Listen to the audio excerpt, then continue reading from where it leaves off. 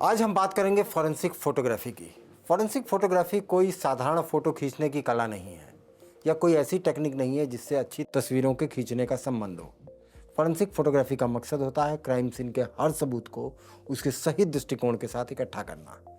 Forensic photography वो photography है जिसमें अपराध स्थल या दुर्घटना स्थल की तस्वीरें इस तरीके से ली जाती हैं कि हर सबूत और घटना की सच्चाई बिल्कुल वैसी ही दिखाई दे जैसी वो रियल में थी, यानी कि वास्तविकता में थी। इसका उद्देश्य सुंदर या क्रिएटिव फोटो लेना नहीं, बल्कि सटीक और फैक्चुअल रिकॉर्ड तैयार करना है ताकि उसे देखकर या जोड़कर कोई नतीजा निकाला जा सके। अब समझते हैं सामान्य फोटोग्राफी और फॉरेंसिक फोटोग्राफी में अंतर क्या होता है। सामान्य फोटोग्राफी का उपयोग मेमोरेबल मूवमेंट को कैद करना है या मनोरंजन के लिए किया जाता है। इसमें रोशनी, एंगल, फिल्टर और क्रिएटिविटी पर जोर दिया जाता है। ऐसी तस्वीरें केवल देखने के लिए होती हैं या मनोरंजन के लिए होती हैं। वहीं फॉरेंसिक फोटोग्राफी में सुंदरता या क्रिएटिविटी का कोई महत्व नहीं होता। यहाँ सबसे ज़रूरी बात होती है सच्चाई और सटीकता। फॉरेंसिक फोटोग्राफी में घटना या सबूत को बिल्कुल उसी हालात में दिखाया जाता है जैसे वो असल में मौजूद था। इसमें तय नियमों का पालन, सही रोशनी, सही एंगल और उसके सही आकार को दिखाया जाता है। आखिर फॉरेंसिक फोटोग्राफी इंपॉर्टेंट क्यों होती है, क्यों महत्वपूर्ण है? क्योंकि ये अपराध या घटना की सही तस्वीर को सुरक्षित करती है। इसमें जो भी फोटो ली जाती है वो घटना स्थल को बिल्कुल वैसा ही दिखाती है जैसा वो घटना स्थल था, बिना किसी बदलाव के। ये जांच अधिकारियों को सबूत को समझने और एक सबूत को दूसरे से जोड़ने में मदद भी करती है। जैसे हत्या या चोरी के या फिर दुर्घटना के मामलों में हथियार, चोट, खून के निशान, एंट्री, एग्जिट पॉइंट सब साफ साफ दिखाई देते हैं और सारे सबूतों को एक साथ कनेक्ट करने में फॉरेंसिक फोटोग्राफी मदद करती है। फॉरेंसिक फोटोग्राफी जांच प्रक्रिया में एक बेहद महत्वपूर्ण साधन है। सबसे पहले ये डॉक्यूमेंटेशन करने में मदद करती है। अपराध स्थल या दुर्घटना के हर कोने को बिल्कुल वैसे ही रिकॉर्ड किया जाता है जैसे वो वास्तविक में था। वाइड एंगल या ओवरव्यू तस्वीरें हमें पूरे स्थल और वस्तुओं और एविडेंस को और उनकी पोजीशन को स्पष्ट रूप से दिखाती हैं, जबकि थोड़ा क्लोज और मिड शॉट तस्वीरें हथियार, चोट, फिंगरप्रिंट या ब्लड स्टेन जैसे सबूतों को एक्यूरेट डिटेल के साथ रिप्रेजेंट करती हैं। इसका सबसे बड़ा फ़ायदा यह है कि बाद में इन्वेस्टिगेटर्स को किसी चीज़ को याद करने या किसी चीज़ को दोबारा फिर क्राइम सीन पे जाके देखने की ज़रूरत नहीं पड़ती। हर चीज़ और हर तस्वीर इस फॉरेंसिक फोटोग्राफी के ज़रिए डॉक्यूमेंटेड रूप में उनके पास सुरक्षित रहती है। फॉरेंसिक तस्वीरें प्राइमा फेसी एविडेंस यानी प्रारंभिक साक्ष्य के रूप में भी काम करती हैं। ये तस्वीरें खुद में पहले सबूत की तरह होती हैं और दिखाती हैं कि घटना स्थल पर आखिर हुआ क्या था। कोर्ट में ये साबित करती हैं कि सबूतों की स्थिति, चोटों या ब्लड स्प्लैटर का पैटर्न जैसी चीज़ें वास्तविक हैं और वो किस तरह दिख रही थी। इसका लाभ ये है कि जांच शुरू होते ही तथ्यों की पुष्टि और प्रारंभिक निष्कर्ष आसानी से निकाले जा सकते हैं। और अंत में फॉरेंसिक तस्वीरें इन्वेस्टिगेशन और कोर्ट प्रोसीडिंग में मार्गदर्शन करती हैं। जांचकर्ता इन तस्वीरों को देखकर घटना का रिकंस्ट्रक्शन कर सकते हैं। कोर्ट में ये लीगल एविडेंस के रूप में पेश की जाती हैं। मौखिक बयानों की ये सेकेंडरी पुष्टि करती हैं, यानी वेरीफाई करती हैं और झूठ या भ्रम की संभावना को कम करती हैं। सबूत की स्थिति, आकार, दूरी और चोटों का विवरण न्यायालय के लिए सटीक और भरोसेमंद जानकारी प्रदान करता है। फॉरेंसिक फोटोग्राफी कानून और न्यायालय के लिए कैसे उपयोगी है? फॉरेंसिक फोटोग्राफी सिर्फ तस्वीर खींचना नहीं है, बल्कि ये सच और न्याय का मजबूत माध्यम है। अपराध स्थल या दुर्घटना स्थल के हर कोने, हर निशान और हर सबूत को सही तरीके से रिकॉर्ड किया जाता है। यही वजह है कि ये जांच और कोर्ट के लिए बहुत ही इम्पोर्टेंट होता है। फॉरेंसिक तस्वीरें कोर्ट में लीगल एविडेंस के रूप में पेश की जाती हैं। ये मौखिक बयानों को और मजबूत करती हैं और किसी भी तरह के भ्रम या कन्फ्यूजन को दूर करती हैं। और जब भ्रम दूर हो जाता है तो न्याय तक पहुंचना आसान हो जाता है। आइए बात करते हैं कि आखिर फॉरेंसिक फोटोग्राफी की कैसे जाती है, उसका प्रोसीजर क्या होता है, उसकी तकनीक क्या होती है। सबसे पहले आती है ओवरऑल या ओवरव्यू फोटोग्राफ्स। इसमें पूरे घटनास्थल की वाइड एंगल तस्वीरें ली जाती हैं ताकि एक फ्रेम में वो पूरा घटनास्थल दिख पाए। इसका मकसद ये दिखाना होता है कि घटनास्थल कैसा था और उसके आसपास कौन सी चीज़ें मौजूद थीं। इसके लिए कमरे, बिल्डिंग, एंट्री और एग्जिट पॉइंट्स, इन जगहों की तस्वीरें ली जाती हैं और आसपास की सभी वस्तुओं को शामिल करके फ़ोटो ली जाती है ताकि इंटरकनेक्टिविटी को इस्टेब्लिश करने में कोई दिक्कत ना आए। इसके बाद आती है मिड शॉट फोटोग्राफ्स। ये तस्वीरें किसी विशेष क्षेत्र या सबूत के आसपास ली जाती हैं।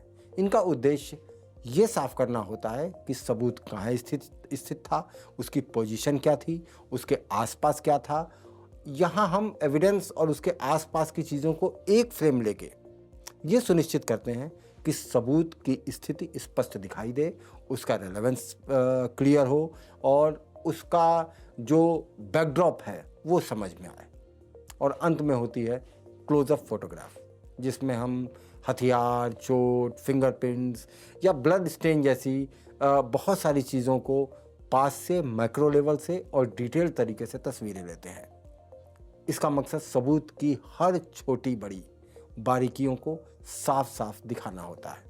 इसके लिए एक विशेष तरीके का लेंस प्रयोग किया जाता है जिसे माइक्रो लेंस कहा जाता है और साथ में एक रूलर या स्केल रख के इन तस्वीरों को लिया जाता है ताकि उस ऑब्जेक्ट की या उस सबूत के सही आकार का कैलकुलेशन हो पाए। अब बात करते हैं 3 इम्पॉर्टेंट टर्म्स की, शटर स्पीड, अपर्चर और ISO, जो फॉरेंसिक फोटोग्राफी में सबसे इम्पॉर्टेंट यानी कि महत्वपूर्ण है। शटर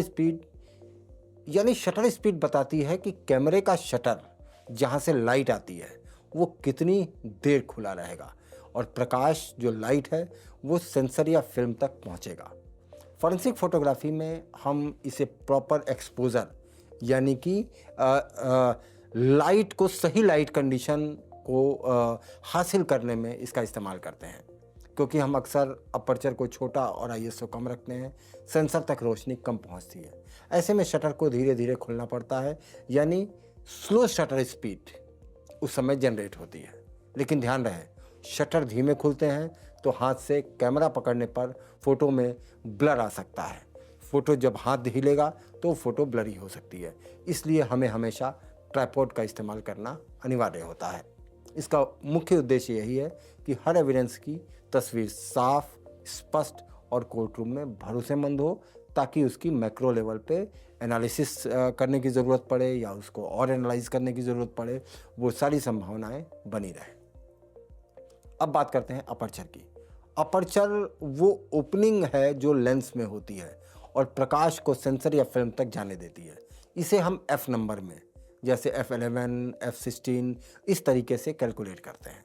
फॉरेंसिक फोटोग्राफी में हमेशा हाई नंबर का उपयोग किया जाता है ताकि पूरा जो दृश्य है, पूरा जो सीन है वो फोकस में रहे। ऐसा ना हो कि जिस चीज़ के नज़दीक है वो फोकस में रहे और बैकड्रॉप, जो बैकग्राउंड है वो ब्लर्ड हो जाए।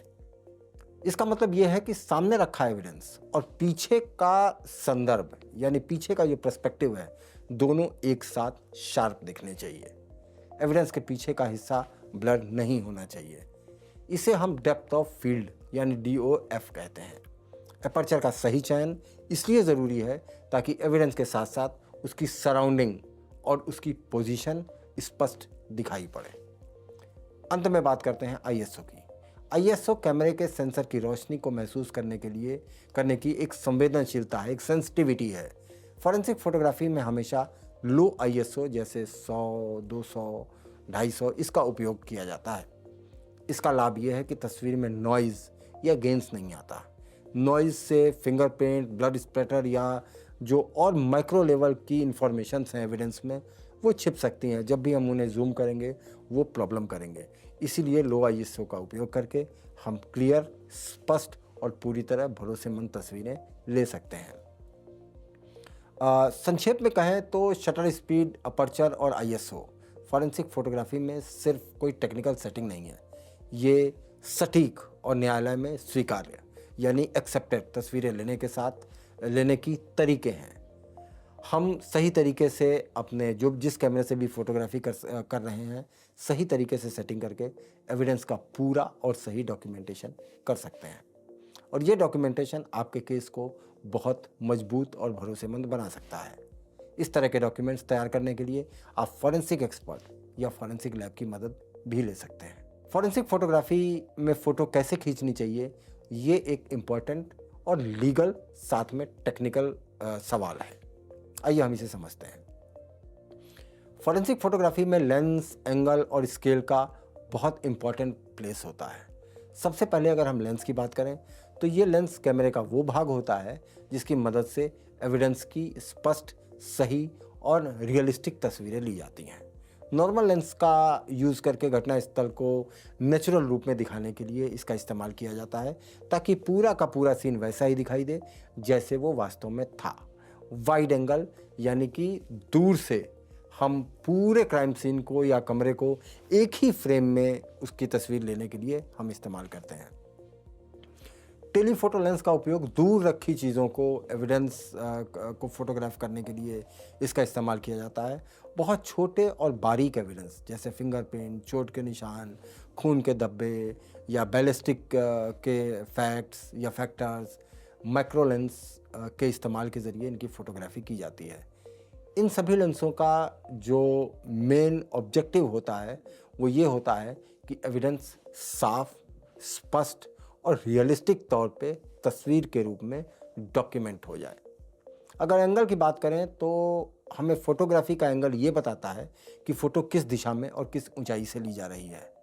आई लेवल एंगल का उपयोग एविडेंस को उसकी नेचुरल स्थिति, जो उसकी रियलिस्टिक स्थिति है, वो दिखाने के लिए इसका यूज़ किया जाता है जिससे किसी भी प्रकार का गलत एक्सप्लेनेशन ना हो, गलत इंटरप्रिटेशन ना हो। हाई एंगल से ऊपर की ओर से फ़ोटो लेकर पूरे घटना स्थल का एक ओवरव्यू दिखाया जाता है। लो एंगल की जो फोटोग्राफी होती है वो किसी वस्तु की ऊंचाई, गहराई या बनावट को दर्शाने के लिए इसका इस्तेमाल किया जाता है। वहीं क्लोजअप एंगल का उपयोग एविडेंस के मैक्रो और इम्पॉर्टेंट जो इन्फॉर्मेशंस होती हैं उनको रिकॉर्ड करने के लिए किया जाता है। एंगल का मुख्य उद्देश्य साक्ष्य की स्थिति यानी एविडेंस की जो स्थिति है और उसका जो इंटरकनेक्टिविटी है, उसका जो रिलेशन है बाकी दूसरे एविडेंस के साथ, इसके महत्व को और इसकी इम्पोर्टेंस को सही तरीके से रिप्रेजेंट करने के लिए होता है। लास्ट में एक सबसे इम्पॉर्टेंट फैक्टर और फैक्ट होता है फॉरेंसिक फोटोग्राफी में, स्केल। ये स्केल एक माप यंत्र होता है। ये एक मेज़रमेंट करने के लिए इसका इस्तेमाल किया जाता है, जैसे रूलर जिसे एविडेंस के पास रख के फ़ोटो ली जाती है। इसका उपयोग एविडेंस की जो एक्चुअल आकार है, जो एक्चुअल साइज़ है, उसको दिखाने के लिए किया जाता है। चोट, हथियार, फिंगरप्रिंट या अन्य दूसरे एविडेंस का सही मेज़रमेंट करने में स्केल बहुत हेल्पफुल होता है और इससे फ़ोटो कानूनी रूप से और अधिक भरोसेमंद बनती है। स्केल का यूज़ करते समय ये ध्यान रखना ज़रूरी होता है कि स्केल के पैरेलल जो ऑब्जेक्ट है उसके पैरेलल रखा जाए, वो एविडेंस को ढके नहीं, और पहले बिना स्केल और उसके बाद स्केल के साथ फ़ोटो लेनी चाहिए। इस तरह से लेंस, एंगल और स्केल का सही यूज़ करके फॉरेंसिक फ़ोटोग्राफी को और प्रभावी और न्यायालय में स्वीकार्य बनाया जा सकता है, यानी कि एक्सेप्टेड बनाया जा सकता है। यानी फॉरेंसिक साइंस में फ़ोटो खींचना भी एक कला है। सही फ़ोटो सबूत बन सकती है, लेकिन जब भी कोई ऐसी परिस्थिति आपके सामने आए और कानूनी तौर पे आपको सही फ़ोटो लेने की ज़रूरत पड़े तो या तो आप इन चीज़ों को ध्यान में रखिए या एक्सपर्ट से मदद लेकर के आप एक तस्वीर को भी अदालत में सबूत बना सकते हैं।